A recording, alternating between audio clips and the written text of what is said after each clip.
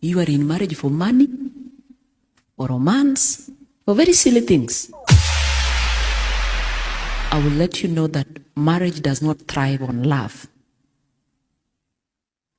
I'm not saying that love is not important, but that is not what makes marriage work.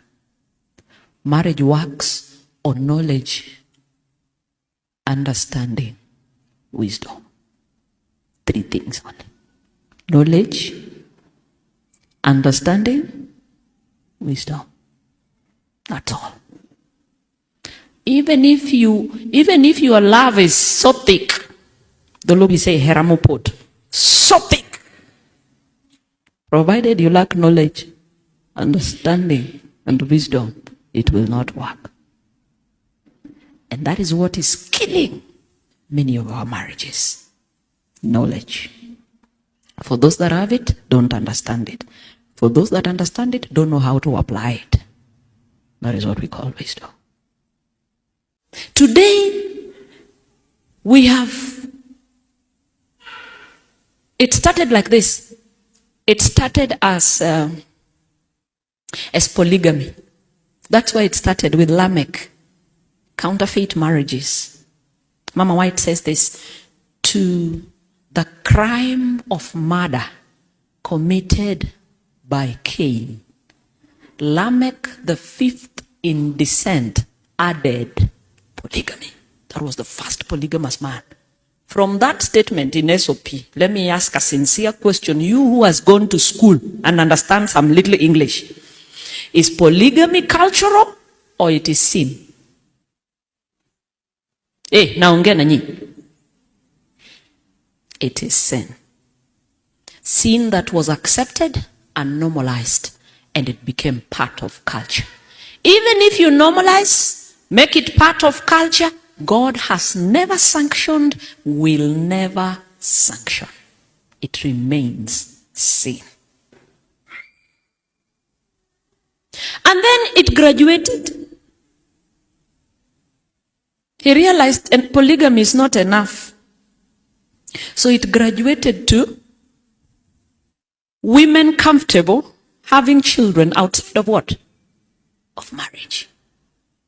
And then when you come to church, they'll tell you, please recognize we have single parents. And I said, I'm cognizant of that. I'm very sensitive to it. But we must put things in perspective. Else it will look normal, but it is not.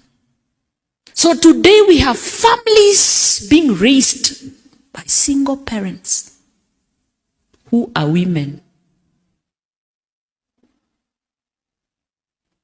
And these are children either born out of circumstances. And when you listen to the story behind their circumstances, some of them are sad. And you can't judge. And I always tell them, you are not a less Christian. God has a way of turning our mistakes into miracles.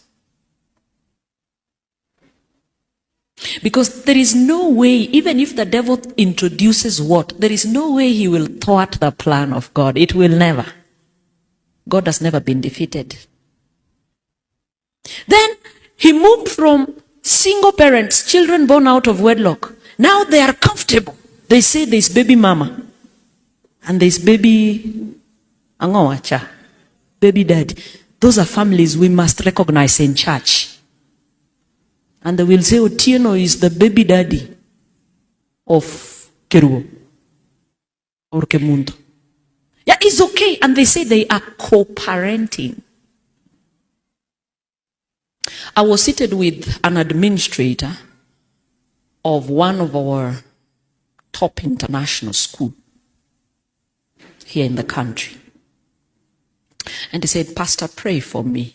The cases we handle are serious in those schools. You find a child has come to school and you have been served with court orders to tell you that this child from this day to this day will be living with the mother. And from this day to this day, they're living with the what?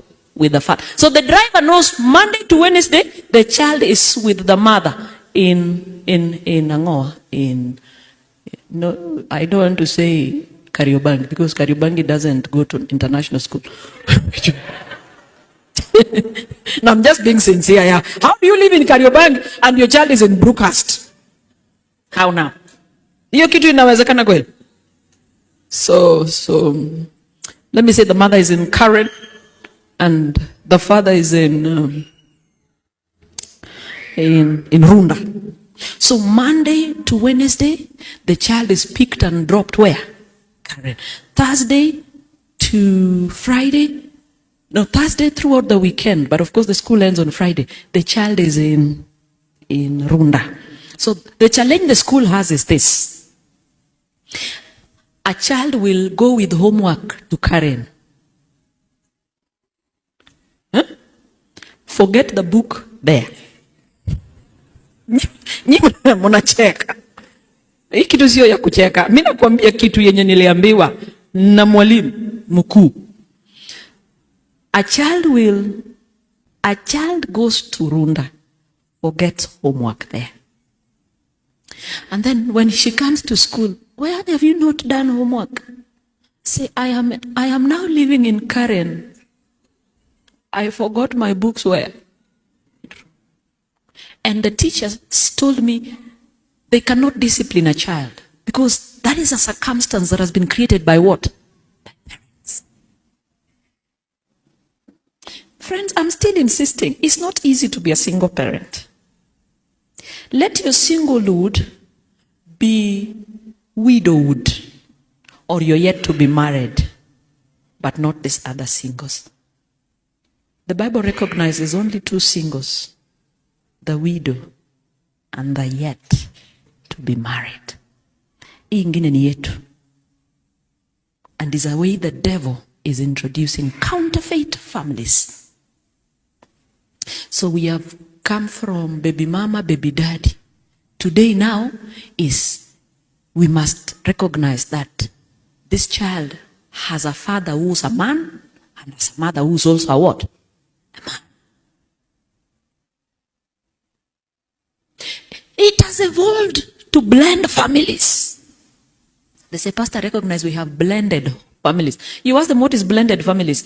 Is a woman who left her marriage, okay, and a man who left his, and then they bring the two families together. And then they cement it with one child. I met one. She was married when she was 16. And she gave birth so fast to 5. And then the husband died when she was hardly 20. And she was widowed. And she told me, Pastor, I couldn't imagine at 21, I don't have a husband. I just wanted a father for my children. She tried life, got a man, gave birth to 3 more, 8. It didn't work. So she was left with 8 children. She finally meets a man who has 7 children. Each child has their own mother. So he's a man that gives birth, but ukitaka kuenda enda. Mbora umwachie mtoto. 7 different women. So they have met.